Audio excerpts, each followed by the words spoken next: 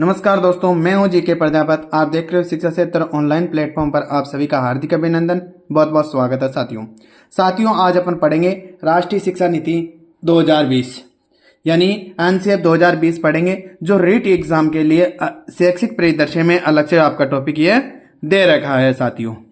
तो बात करें तो बहुत ही कंटेंट के साथ लेके आए हो साथियों। यानी ये मान लो कि इस क्लास से 2% एग्जाम में आना ही आना फिक्स है, क्योंकि राष्ट्रीय शिक्षा नीति से पर्सन आएगा और वो यहाँ से बाहर भी नहीं जाएगा साथियों।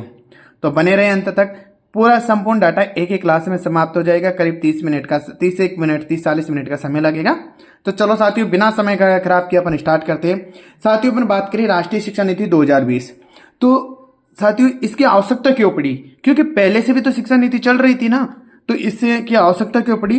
तो इसके संदर्भ में ये बात कही गई है कि देखो, भारत द्वारा 2015 में अपनाए गए सतत विकास एजेंडा 2030 के लक्ष्य फॉर एसडीजी 2030 तक सभी के लिए समावेशी और समान गुणवत्तापूर्ण शिक्षा सुनिश्चित करने के लिए वह जीवन पर्यंत शिक्षा के अवसरों को बढ़ावा देने को प्राप्त करने के लिए संपूर्ण शिक्षा प्रणाली को पुनर्गठित करने की आवश्यकता महसूस की गई। यानी इनको आवश्यकता क्यों पड़ी कि इनकी शिक्षा के क्षेत्र में इसलिए कि गुणवत्तापूर्ण शिक्षा सुनिश्चित करने के लिए, कहने का मतलब एक अच्छी शिक्षा देने के लिए इसकी आवश्यकता पड़ी साथियों।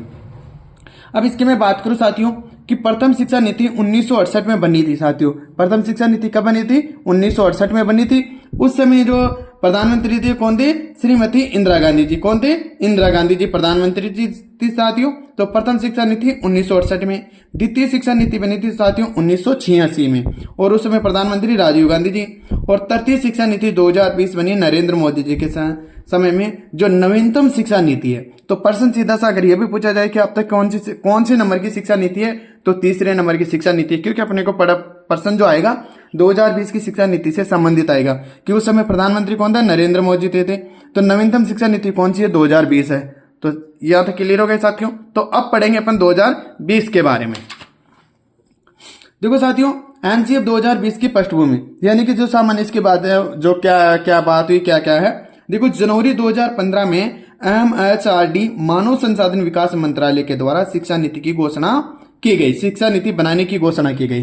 कहने का मतलब जनवरी 2015 में जो एमएचआरडी यानी मानव संसाधन विकास मंत्रालय है, इसके द्वारा नवीनतम शिक्षा नीति बनाने की घोषणा की गई। तो आपसे सीधा प्रश्न पूछा जा सकता है कि माई जो 2020 की शिक्षा नीति से बनाने की घोषणा किसने की थी? तो एमएचआरडी ने किया था, यानी मानव संसाधन जो विकास है मंत्रालय, इनकी तरफ से इनकी घोषणा की गई कि भाई 2020 की शिक्षा नीति बनाई जाएंगी, नई शिक्षा नीति बनाई जाएंगे। उसके बाद देखो साथियों, मई 2016 में क्या हुआ? इसके अध्यक्ष टीएसआर सुब्रमण्यम कैबिनेट सचिव थे।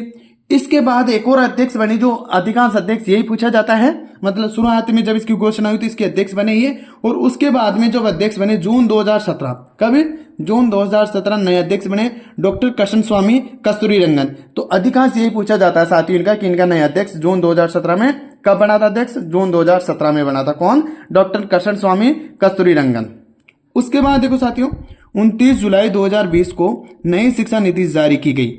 अब देखो साथियों, यानी 2020 की जो राष्ट्रीय शिक्षा नीति है तो कब जारी की गई? 29 जुलाई 2020। बहुत इंपॉर्टेंट डेट है साथियों, याद रखना आपको कि कब जारी की गई थी शिक्षा नीति? 29 जुलाई 2020 को नई शिक्षा नीति जारी की गई एमएचआरडी के द्वारा। एमएचआरडी का मतलब वही वापस मानव संसाधन विकास मंत्रालय के द्वारा। और इन समय इनको जारी करने वाले कौन थे? रमेश पोखरियाल निशंक थे। यानी किसके द्वारा जारी की गई? रमेश पोखरियाल निशंक के द्वारा यह जारी की गई। अब इसके बाद में क्या हुआ साथियों कि जो एमएचआरडी है, यानी एमएचआरडी को, यानी इसको देखो साथियों, जो एमएचआरडी था तो इसको समाप्त कर दिया गया, यानी मानव संसाधन विकास मंत्रालय को समाप्त करके क्या कर बना दिया गया? शिक्षा मंत्रालय कर दिया गया इसका नया नाम। तो आपको एक क्वेश्चन ये भी पूछा जा सकता है कि भाई जो एमएचआरडी है यानी मानव संसाधन विकास मंत्रालय का नाम किसमें परिवर्तन कर दिया गया? इसको शिक्षा मंत्रालय में कर दिया गया साथियों। मतलब मैं लाइन टू लाइन एक तरह आपको बताता चलूंगा कि क्या क्या प्रश्न बनता। इसके बाद देखो साथियों, बात करें जो राष्ट्रीय शिक्षा नीति 2020 है, इसमें भाग है 4 साथियों। कितने भाग है? 4। और अध्याय की मैं बात करूं तो कितने अध्याय है साथियों? 27 अध्याय है। कितने अध्याय है? 27 अध्याय है। अब देखो साथियों, 4 जो भाग है, इसमें पहला भाग है स्कूली शिक्षा, दूसरा भाग है उच्च शिक्षा, केंद्रीय विचारणीय मुद्दे, और चौथा जो भाग है क्रियान्वित है। तो यानी इसके भाग कितने हैं? 4। ये प्रश्न पूछा जा सकता है, तो चारों आपको याद रखना कि कौन सा इनका भाग नहीं है। ये तो कम सांस है, लेकिन ये पूछा जाता है कि कौन से इनके भाग कितने भाग है, तो 4 भाग है। अध्याय कितने हैं? 27 है। एक ही बात पूछी जाती है। अब इसमें से देखो साथियों, जो स्कूली शिक्षा है, अपने को रिट में सिर्फ स्कूल शिक्षा ही पढ़ना है साथियों। कैसा नहीं है कि उच्च शिक्षा केंद्रीय इसमें, जैसे तो बहुत सारे पेज इसमें तो कम से कम 10 घंटे लग जाए। यानी मतलब ये नहीं है, स्कूल शिक्षा का ही है जो अपन तो एजुकेशन के पढ़ रहे हैं, तो स्कूल शिक्षा का ही अपने इसमें है।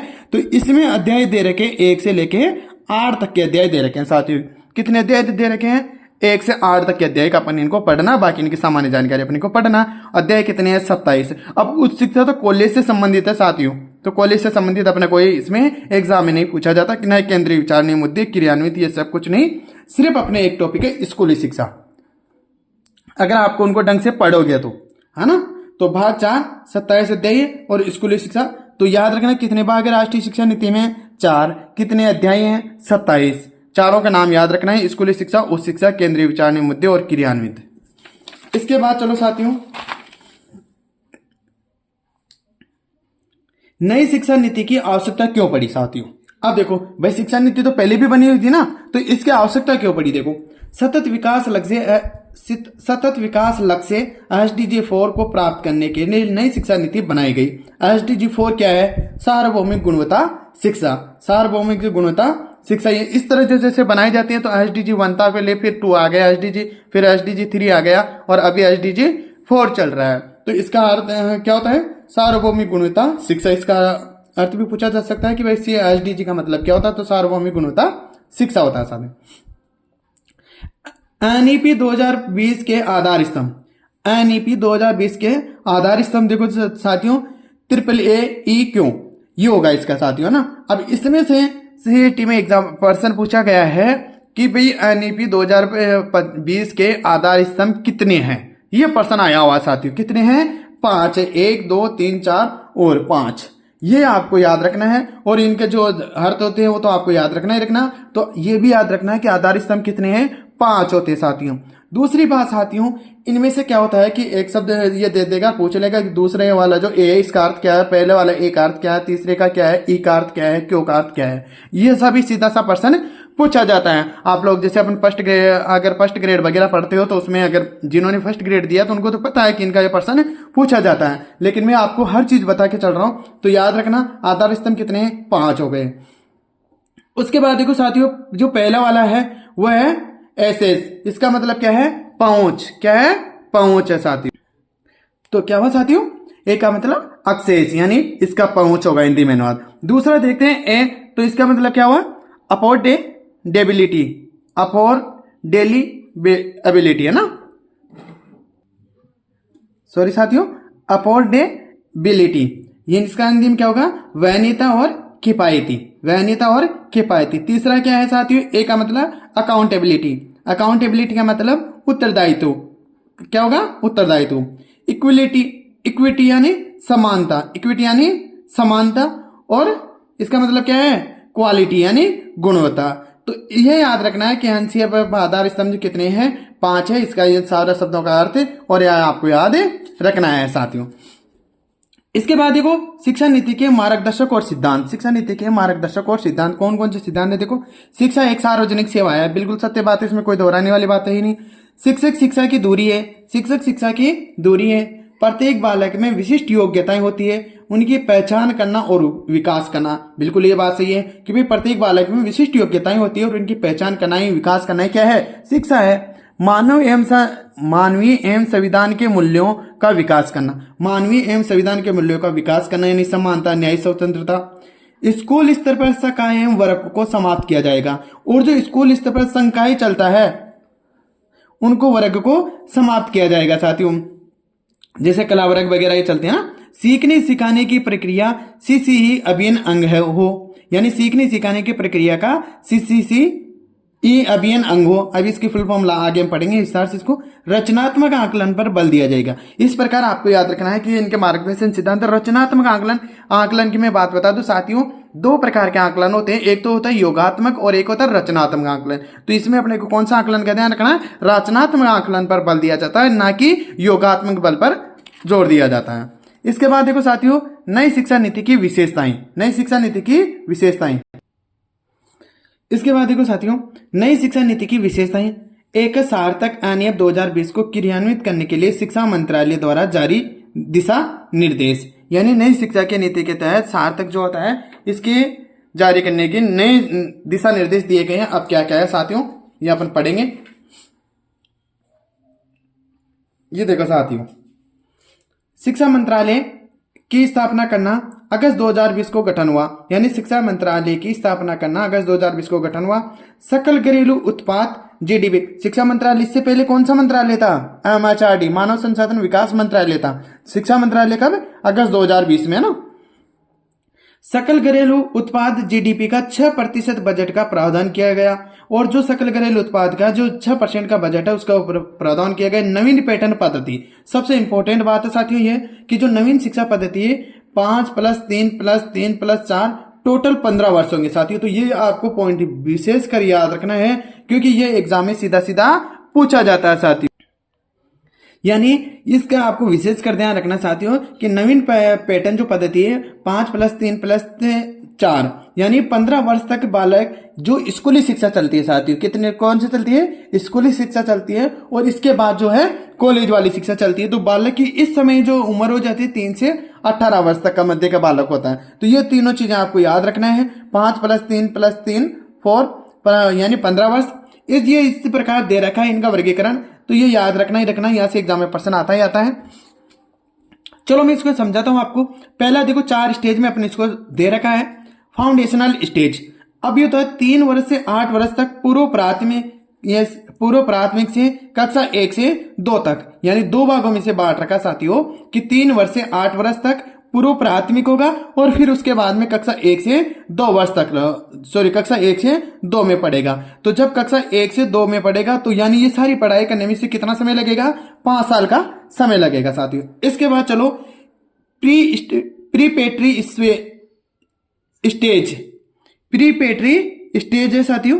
तो इसको देखो, इसमें 8 से 11 वर्ष, कक्षा 3 से 5वीं तक पढ़ेगा, और इसमें समय लगेगा इसको 3 वर्ष का समय लगेगा साथियों।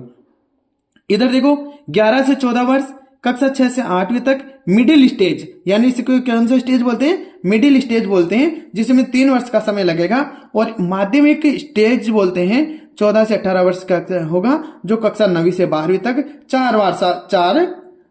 4 वर्ष लगेंगे। तो इस प्रकार देखो साथियों, यहां से स्टार्ट हुआ 3 से लेके 18 वर्ष, तो बालक 3 से 18 वर्ष का ही आ गया साथियों। और टोटल समय कितना हुआ? इसमें 15 वर्ष का समय लगा, यानी कक्षा 1 से लेके 12वीं तक पास करने में से कितना समय लगेगा? 15 वर्ष का समय लगेगा। और इस तरह से इनको स्टेज को याद रखना है कि कौन सा स्टेज किस प्रकार आता है साथियों ना। तो ये स्टेज भी याद रखना, क्योंकि पूछे जाए कि माध्यमिक स्टेज क्या, तो चलो माध्यमिक तो आपको समझ में आ जाएगा, क्योंकि माध्यमिक अपने सामान्य से बात है। लेकिन जैसे मिडिल स्टेज, प्रीपेट्री स्टेज और फाउंडेशनल स्टेज ये याद नहीं रहेगा, तो इनको थोड़ा सा आपको देखना है साथियों। उपयुक्त नवीन पैटर्न को लागू करने के लिए पीएम श्री योजना, यानी जो ये पैटर्न बनाया गया है इसके तहत एक योजना बनाई गई, पीएम श्री योजना लाई गई। और पीएम श्री योजना की शुरुआत हुई 5 सितंबर 2022 को। कब हुई? 5 सितंबर 2022 को साथियों। और 5 सितंबर 2022 को शुरुआत हुई। इसकी पीएम श्री की फुल फॉर्म प्रधानमंत्री स्कूल फॉर राइजिंग इंडिया, प्रधानमंत्री स्कूल फॉर राइजिंग इंडिया। अब देखो इसके प्रथम चरण में 14,500 स्कूल खोले जाएंगे, यानी पूरे भारत में 14,500 स्कूल खोले जाएंगे। अब इसकी एक कंडीशन थी कि प्रत्येक ब्लॉक में 2 स्कूल खोलने का प्रस्ताव, यानी जो ये पीएम श्री जो योजना थी इसके तहत ये किया गया कि भाई प्रत्येक ब्लॉक में 2 स्कूल खोले जाएंगे। यानी जो प्रधानमंत्री जो स्कूल खोली जाती है ना, पीएम श्री स्कूल खोली जाती है, तो वो क्या है? प्रत्येक ब्लॉक में 2 स्कूल खोले जाती है। उसी हिसाब से राजस्थान में ब्लॉक कितने? 358, तो कितनी स्कूल खोली जाएगी? 716 स्कूलें खोली जाएगी। कितनी स्कूलें खोली जाएगी? 716 स्कूलें खोली जाएगी। अच्छा साथियों, 716 टोटल स्कूलें खोली जाएगी, जबकि प्रथम चरण में कितनी स्कूलें खोली गई? आपको याद रखना 402 स्कूलें खोली गई। कितनी स्कूलें खोली गई है? 402 स्कूलें खोली गई, जो आपको पता हो तो एमटीएस के एग्जाम में ये प्रश्न आया था कि कितनी स्कूलें खोली गई है, तो 402 स्कूलें। याद रखना कि प्रथम चरण में राजस्थान में 402 स्कूलें खोली गई, और टोटल स्कूलें कितनी खोली जाएगी? 716 स्कूलें खोली जाएगी साथियों। उसके बाद देखो राष्ट्रीय शिक्षा नीति के अध्याय, राष्ट्रीय शिक्षा नीति के अध्याय 1 में देखो, अध्याय 1 में है अब ये इसके जो अध्याय दे रखे हैं वो अध्याय शुरू हो गए अपने। प्रथम देखो इसमें देखा है ECCE यानी अर्ली यानी साथियों इसकी फुल फॉर्म होगी early childhood care and education यानी प्रारंभिक बचपन देखभाल एवं शिक्षा। तो याद रखना कि अध्याय 1 में क्या है ECCE। तो इसका जो लक्ष्य रखा गया इसकी फुल फॉर्म भी याद रखना साथियों, फुल फॉर्म प्रश्न पूछा जाता है 2030 तक 3 से 8 वर्ष तक के बच्चों को यानी 2030 तक 3 से 8 वर्ष तक के बच्चों को ECCE उपलब्ध कराया जाएगा यानी प्रारंभिक बचपन देखभाल एवं शिक्षा उपलब्ध कराया जाएगा। पाठ्यचर्या 8 वर्ष तक की शिक्षा के लिए एक पाठ्यचर्या का निर्माण किया गया जिसे NCF ECCE कहा जाता है। NCF ECCE कहा जाता है साथियों ना। देखो साथियों शिक्षा यानी एजुकेशन, एजुकेशन दो प्रकार की होती है, एक तो होती है औपचारिक शिक्षा, एक होती है एक अनौपचारिक शिक्षा और एक होती है औपचारिक शिक्षा। अनौपचारिक शिक्षा तो 3 से 6 वर्ष तक का जो बालक होता है उसे आंगनबाड़ी या बाल वाटिका में दिया जाता है और औपचारिक शिक्षा 6 से 8 वर्ष यानी स्कूल में दिया जाता है साथियों। इसके बाद अध्याय 2 होता है। अध्याय 2 में देखो FLN होता है। तो इसका अगर इसकी फुल फॉर्म देखें तो क्या होगी foundational literacy and numeracy. Foundational literacy and numeracy यानी बुनियादी साक्षरता एवं संख्या ज्ञान, बुनियादी साक्षरता एवं संख्या ज्ञान यानी अध्याय 2 का संबंध किससे FLN से साथियों। इसमें लक्ष्य रखा गया है साथियों कि 2025 तक 9 वर्ष तक के बच्चों को पढ़ना लिखना व संख्याओं का ज्ञान कराना यानी 2025 तक 9 वर्ष तक के बच्चे को पढ़ना लिखना व संख्याओं का ज्ञान कराना इसका लक्ष्य रखा गया। उपरोक्त लक्ष्यों को प्राप्त करने के लिए राष्ट्रीय स्तर पर एक मिशन चलाया जाएगा, निपुण भारत मिशन। यानी जो ये लक्ष्य रखा गया है क्या कौन सा लक्ष्य है कि 9 वर्ष तक के बच्चों को पढ़ना लिखना व संख्याओं का ज्ञान कराना। और उपरोक्त लक्ष्य को प्राप्त करने के लिए राष्ट्रीय स्तर पर एक मिशन चलाया जाएगा, निपुण भारत मिशन। यानी इस लक्ष्य को प्राप्त करने के लिए कौन सा मिशन चलाया गया, निपुण भारत मिशन।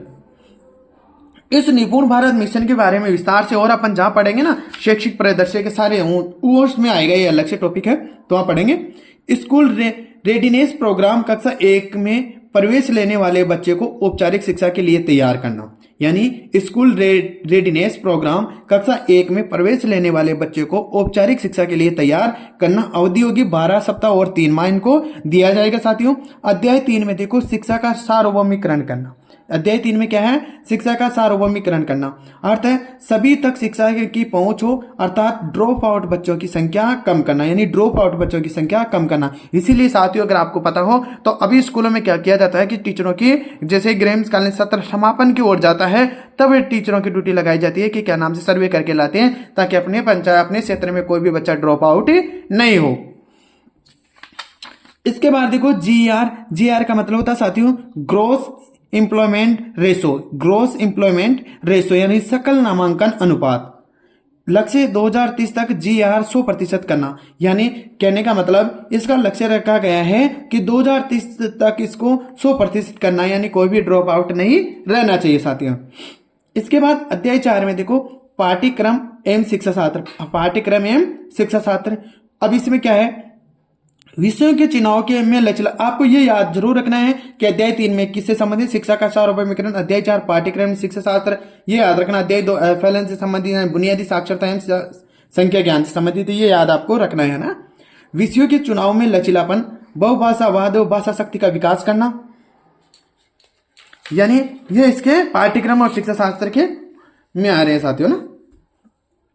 इसके बाद देखो कक्षा 5वीं तक मातृभाषा में और आवश्यकता पड़े तो 8वीं तक पढ़ाया जा सकता है। यानी इसका एक ये भी रखा गया है कि कक्षा 5वीं तक तो मातृभाषा में दी जाएगी लेकिन अगर मान लो किसी आवश्यकता पड़ी तो 8वीं तक के बच्चों को भी मातृभाषा में शिक्षा दी जाएगी। योगात्मक आकलन की जगह रचनात्मक आकलन पर बल दिया जाएगा। यानी मैंने आपको बताया कि आकलन 2 प्रकार का होता है, एक योगात्मक और एक रचनात्मक। तो अपने को बल किस पे देना है, रचनात्मक आकलन पर बल देना साथियों।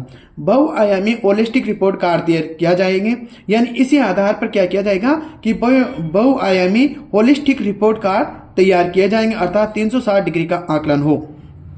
नवीन पद्धति 5-3-3-4 के अनुसार पाठ्यक्रम का निर्माण करना, यानी इस पद्धति के अनुसार इसका पाठ्यक्रम का निर्माण किया जाएगा। बोर्ड परीक्षाओं एक वर्ष में 2 बार देने की अनुमति होगी, और इस समय क्या होगा कि बोर्ड परीक्षाओं को एक वर्ष में 2 बार देने की अनुमति होगी, जिसे बोर्ड परीक्षा एक तो होगी मुख्य परीक्षा, और अगर मान लो उस मुख्य परीक्षा में नहीं है तो उसके बाद होगी सुधार परीक्षा।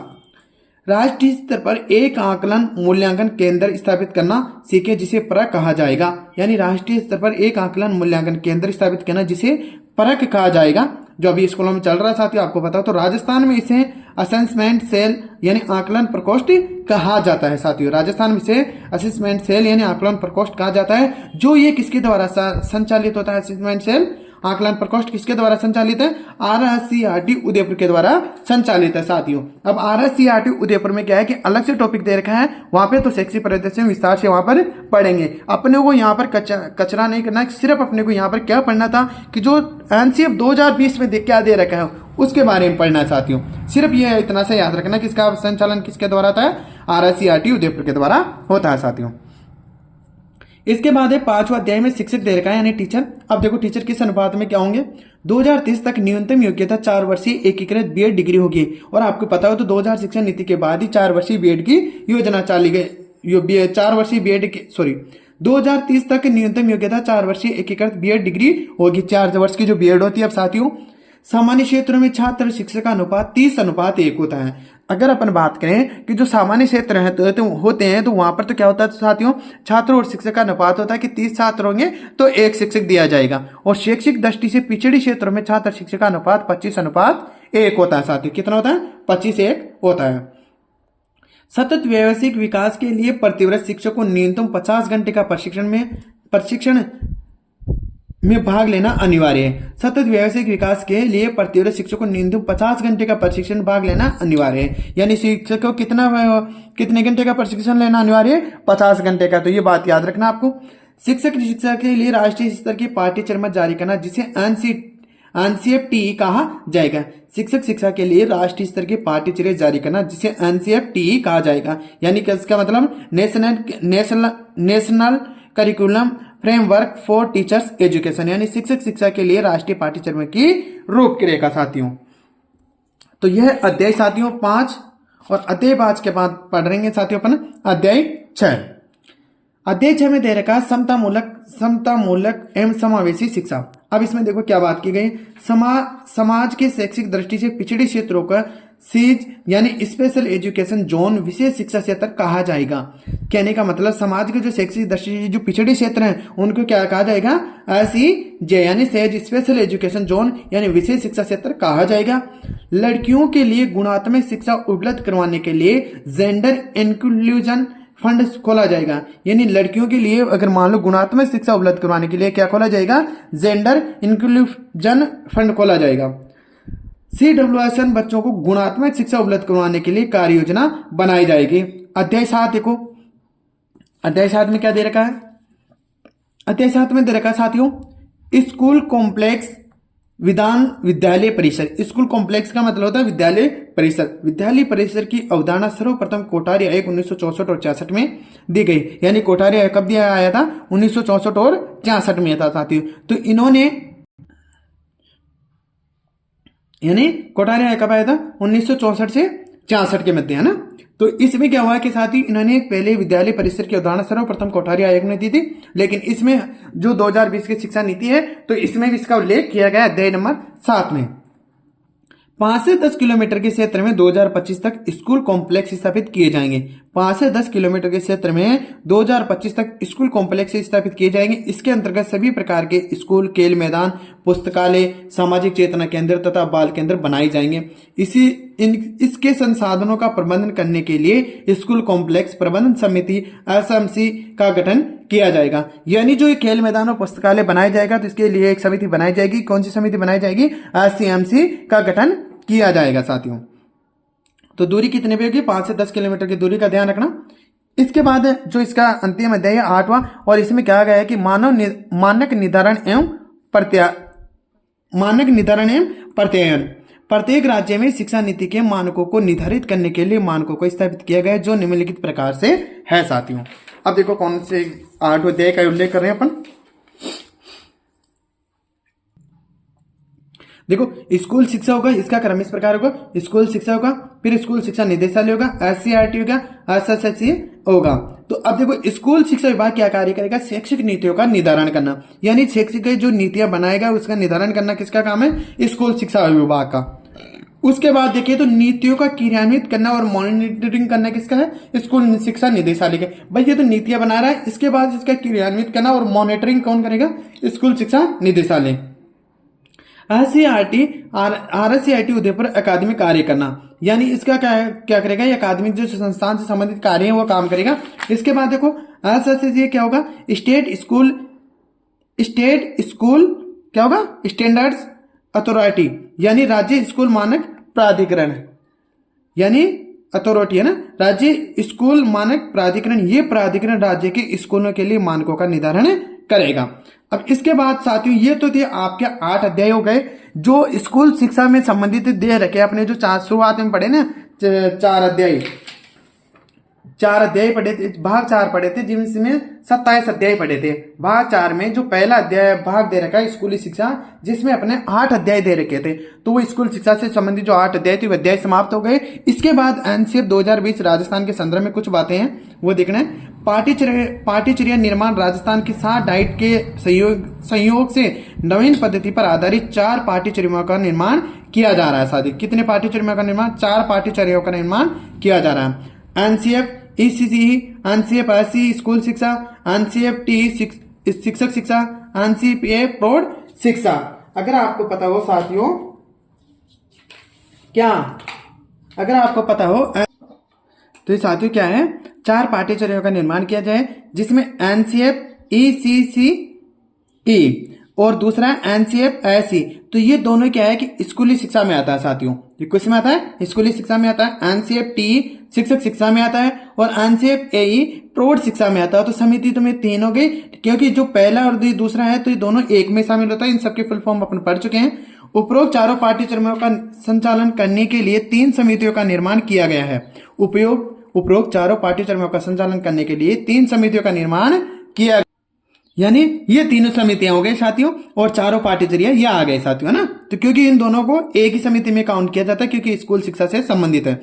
तो याद रखना है कितने समितियां हैं, 3 समितियां ना। राजस्थान प्रशासनिक सुधार विभाग के द्वारा शिक्षा नीति को क्रियान्वित करने के लिए 6 समूह बनाए जाएंगे। कितने समूह बनाए गए, 6 समूह बनाए गए। BRC CRC व डाइट की संरचना में परिवर्तन किया जाएगा। 2025 तक कम से कम 50% विद्यार्थियों को व्यावसायिक शिक्षा उपलब्ध करवाई जाएगी। 2030 तक 100% युवा व प्रौढ़ से साक्षरता दर की जाएगी, यानी 2030 तक 100% युवा व प्रौढ़ साक्षरता दर की जाएगी। इसके बाद साथियों यह है सार्थक, ये एजुकेशन उच्च शिक्षा से संबंधित है। तो देखो क्या है, शिक्षा मंत्रालय भारत सरकार के द्वारा शिक्षा नीति को क्रियान्वित करने के लिए जो दिशा निर्देश जारी किए गए उन्हें सार्थक कहा जाता है। क्या कहा जाता है, शिक्षा मंत्रालय भारत सरकार के द्वारा शिक्षा नीति को क्रियान्वित करने के लिए जो दिशा निर्देश जारी किए गए हैं उन्हें सार्थक कहा जाता है। उच्च शिक्षा में MPhil के पाठ्यक्रम को समाप्त कर दिया गया। अभी आपको पता है कि जो वो शिक्षा है तो वहां पे जो PhD था और PhD से पहले जो MPhil होता था उसको समाप्त कर दिया गया साथियों।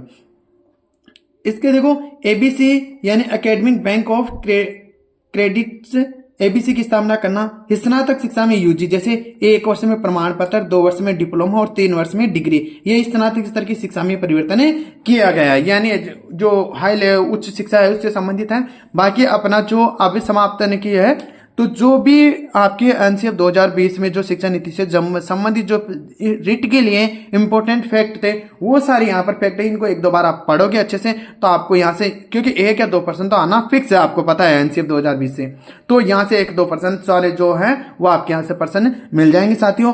तो साथियों अभी अपन जो शैक्षिक परिदृश्य से संबंधित है, इसके बाद जैसे